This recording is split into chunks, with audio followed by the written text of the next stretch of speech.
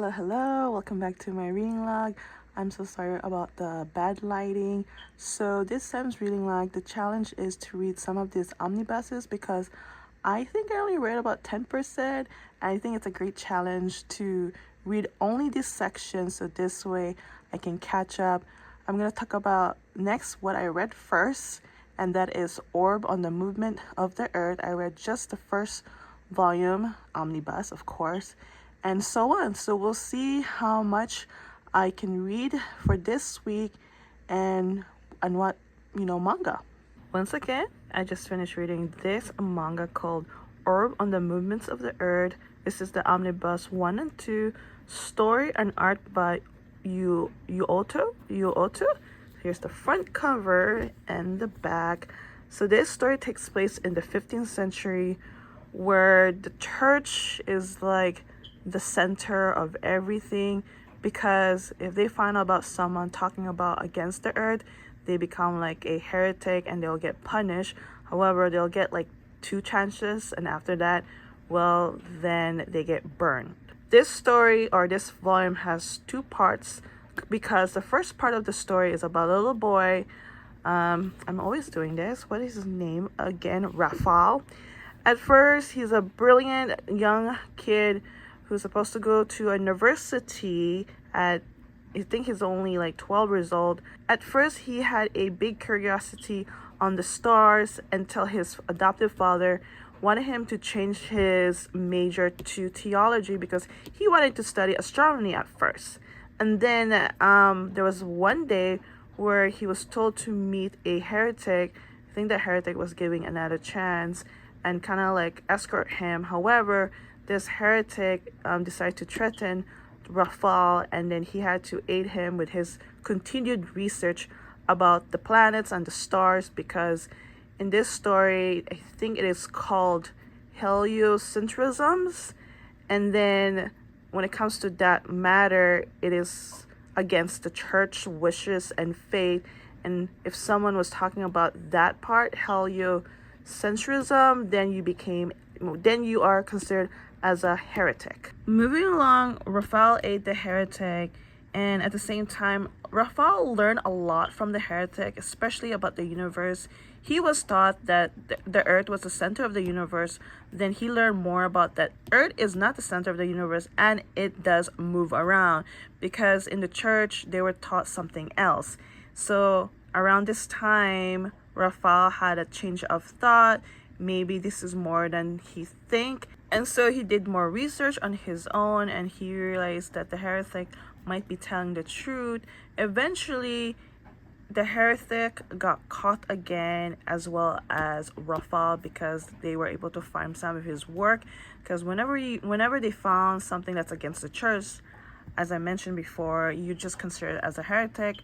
But his adoptive father was the one who told the church about his research, sadly. And then he was about to give another chance, but during the trial, he decided to declare that he believed on heliocentrism instead of geocentrism. Geocentrism is the church, who they think that the earth is the center of the universe. When it comes to Raphael's fate, he also didn't make it, and the fact that he still believed of heliocentrism. And the story jumped to 10 years after. We get to meet another character named Oxy. He's supposed to be a guild. His job is kind of unusual. They fight on people because of something that didn't really explain well. And then he had a friend named Grass who was very curious about the sky. And then one day they were giving a job to escort a heretic, but something went wrong. This heretic basically explained to them that heaven is not the center of everything and earth, because again, this is a heretic who believed in heliocentrism, and Grass and Oxy sort of believe him and decide to help with his cause. But then things didn't turn out well. The heretic didn't make it, but then Grass and Oxy left the scene, and they were actually told to find a chest from the heretic. So they found a chest in the middle of a mountain, and then this chest is full of information about past heretic who did a lot of research about the sky. Now, I didn't mention about this chest in the first place because Raphael the young boy from the first part, he also found this chest, and then I thought he burned all the information, but I guess he didn't. So this chest been sitting in this mountain for the past how many years, and then our new characters found it. Now, Grass, he wanted to talk to a monk about all this research.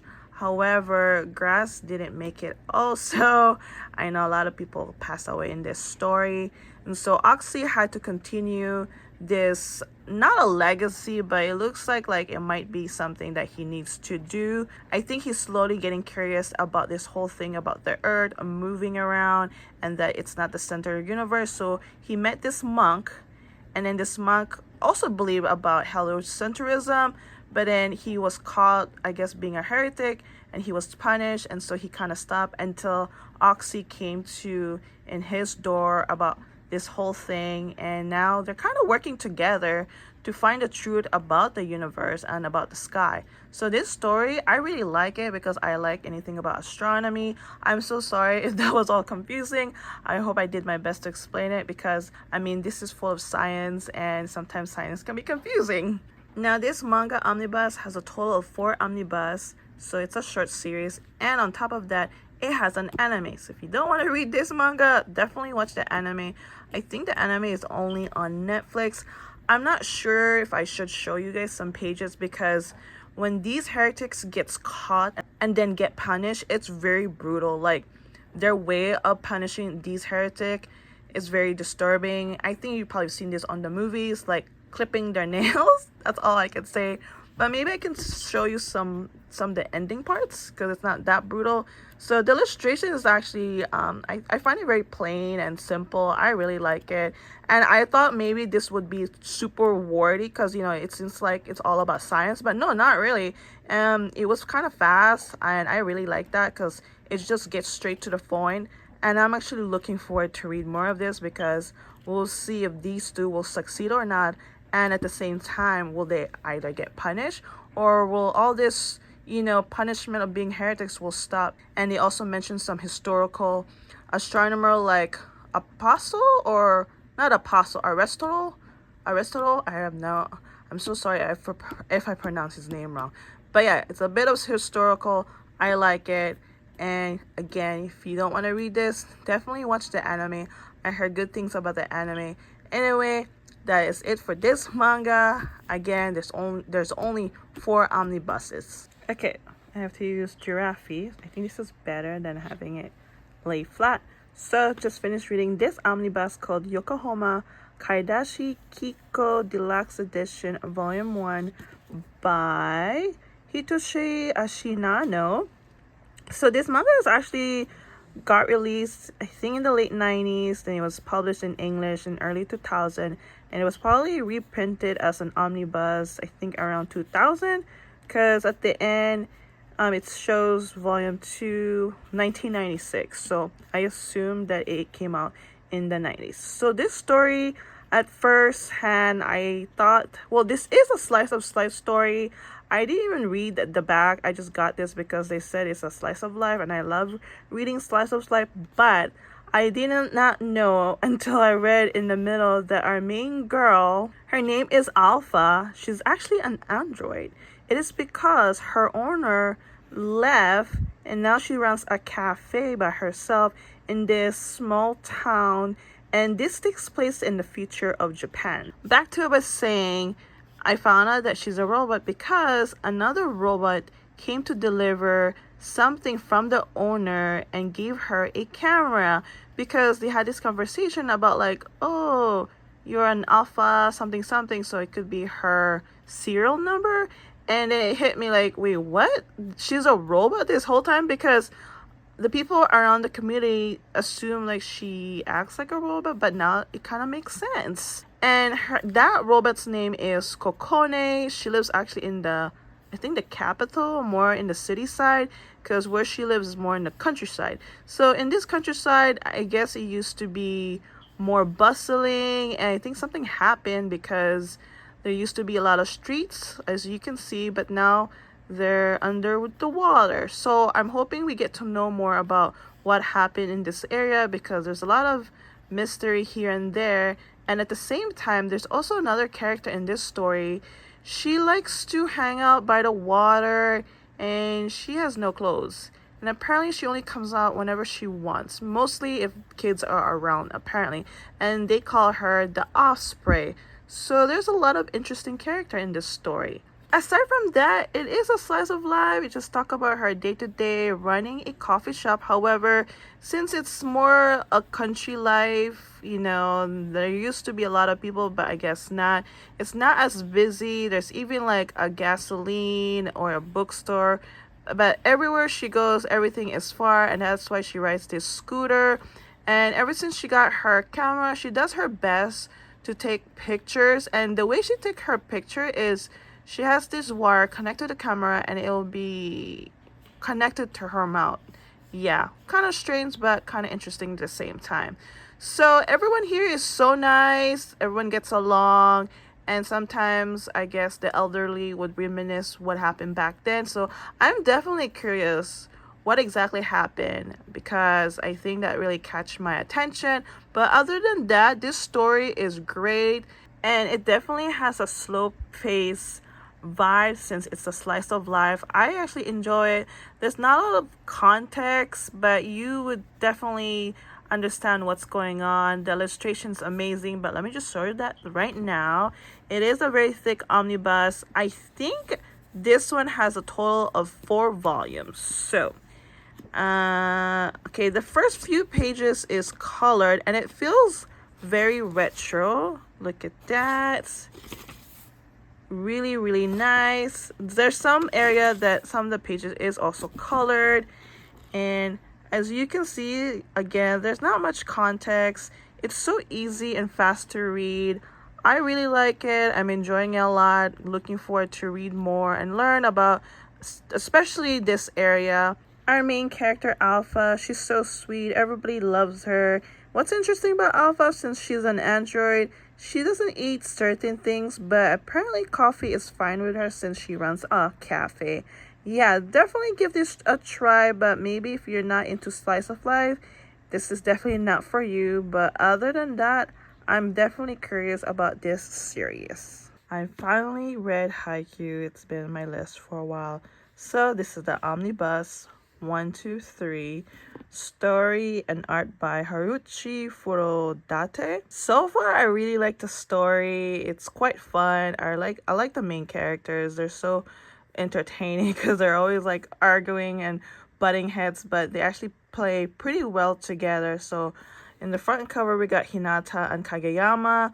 At first, they were like rivals during middle school time, and then when it was time for high school, ironically, they went to the same high school called Karasuno, and in there they were always bickering and fighting. It is because Kageyama has a bad attitude while Hinata, being carefree and playful, they never really like get along. So the captain of the volleyball team decided to throw a game whether these two will work together. If not, if they don't win this game, they can't get into the volleyball team. However, he's a setter, he's a spiker. It's a great duo for them to find out whether if they will work together. And you know what? They won that game and they're finally on the volleyball team. Being the volleyball team can be very stressful, overwhelming, and it's a lot of team effort.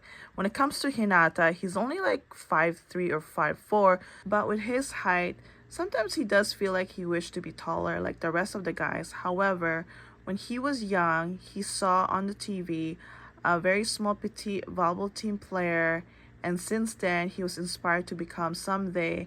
And now that he's in high school playing volleyball, he's very excited because back in middle school, they never really had a volleyball team. He kind of like begged people here and there to be part of the volleyball team. But now that he's so happy to be part of a real team, I guess. And this time, like, he has to go face to face with a lot of taller guys. And of course, it's one of the things that's kind of like in the back of his mind, he wished that he was also tall. Surprisingly, Kageyama sometimes remind Hinata to not overthink and, just do your best, and that he'll always have his back. So this story is all about team effort, and of course, there's a lot of character development. And besides all that, now that they're in high school, they're gonna face a lot of like way better players than middle school, so they did have their like game practice competition with another school. During that game, Kagemaya and Hinata realized they have this thing called chemical reaction. I've heard it before from Blue Lock. It's basically when two players trust each other that everything will flow well, and guess what? Even though they bicker and fight sometimes, when it comes to playing volleyball, they actually do pretty well together. So after that game, they realized they also need to do more practice, and at the same time, they need more players because they're actually missing other two players, because in volleyball team, everybody has their own position. So they're a setter, a spiker. You also got a libero. Libero are like who receive the ball and make sure the ball is still up in the air.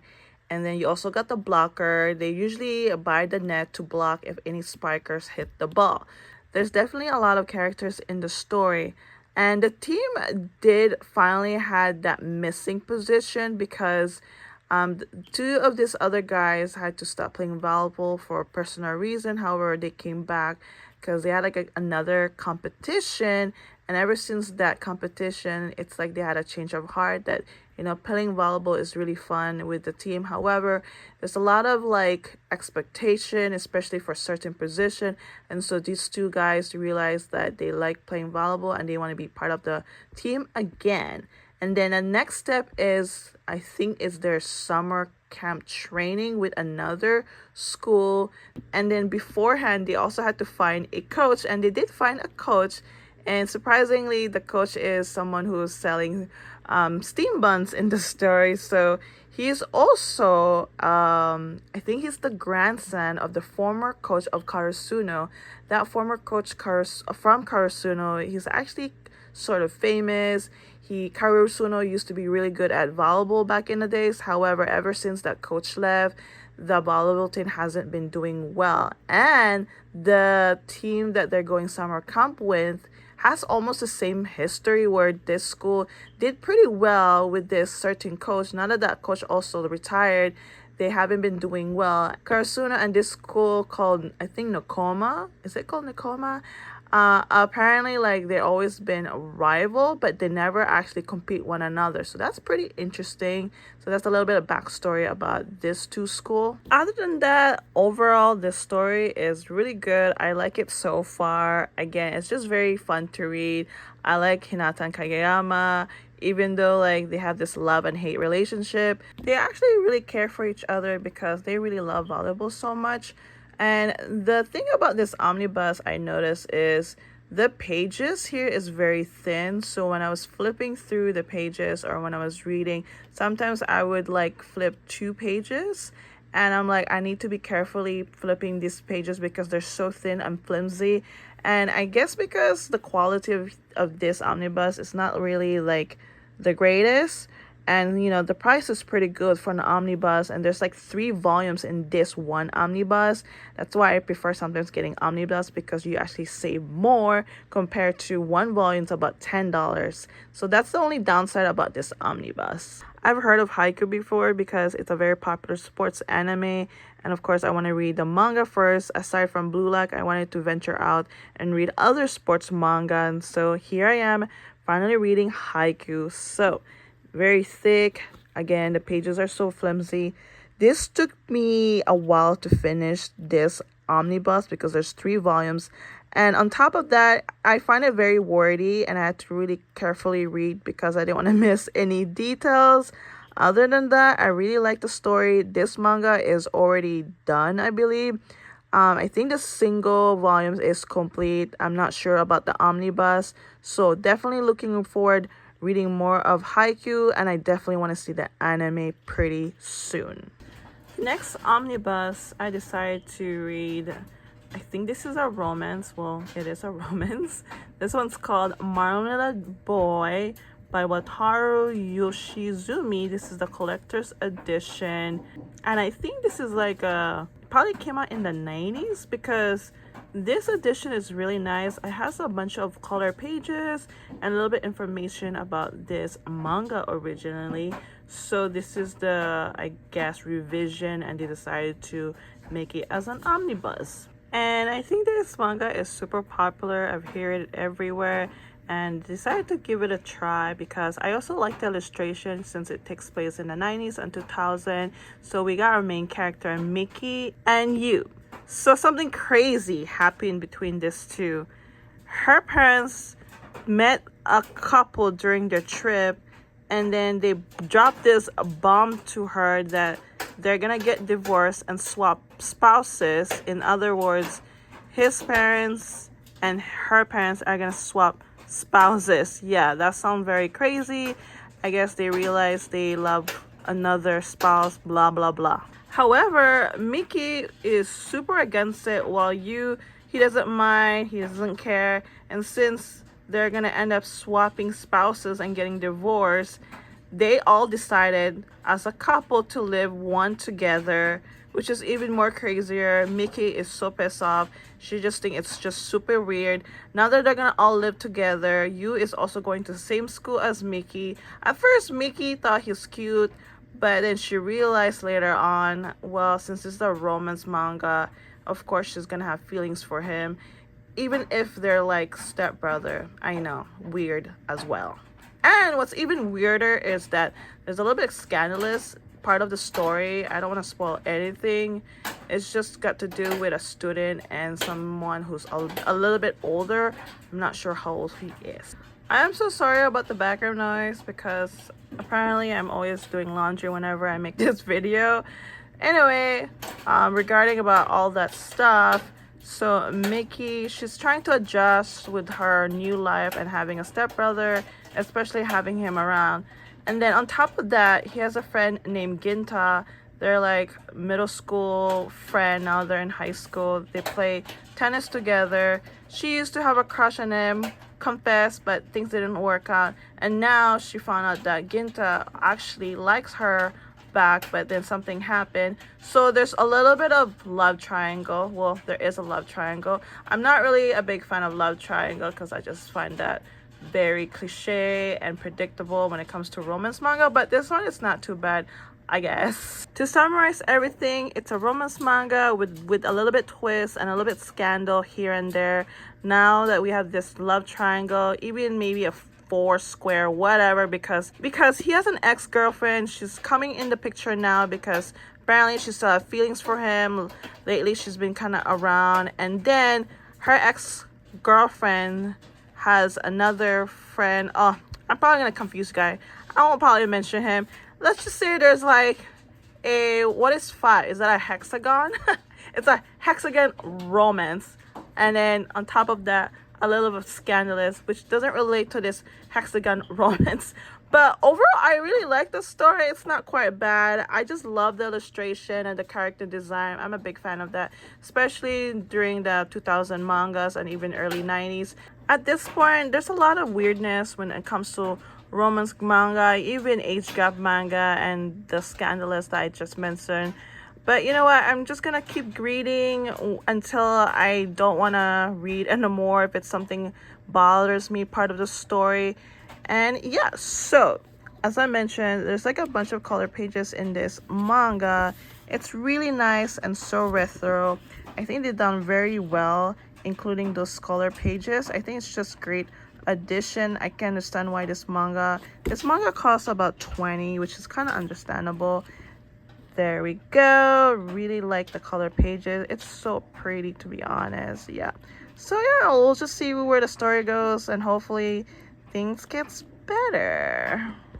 I'm actually gonna end this reading log. I was gonna push more to read at least 3 more omnibuses, but you know what, this week I got suddenly busy with work unexpectedly. So technically I think I read about 8.5 because some of them were a 2-in-1 omnibus. Haiku was 3-in-1. I think Marmalade Boy is 1.5. It doesn't look like a full 2 complete volumes as an omnibus because it seems small, but other than that, these were great. We had a science one, a slice of life, a sports manga, and a romance. So very versatile. I like it that way. So this way I don't just focus on one genre. I'm so glad I'm doing this challenge per reading log. So this way each shelf is being touched, and this way I can read most of my manga this year.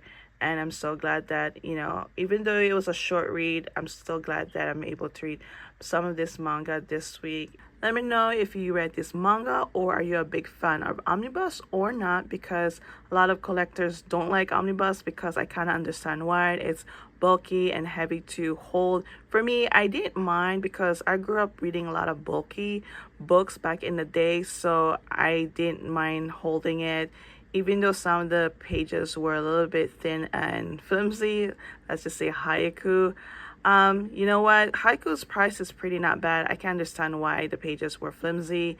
And I think sometimes getting an omnibus can save you some bucks. But I know sometimes it can be a little bit expensive, to be honest, because maybe because they add some addition to it, like color pages, like Marmalade Boy for $20. And it doesn't look like a complete two volume, but I think it's a little bit more because of the color pages. I think it just depends. But you know what? Most of them I actually got them secondhand. Like let's see, Marmalade Boy was secondhand.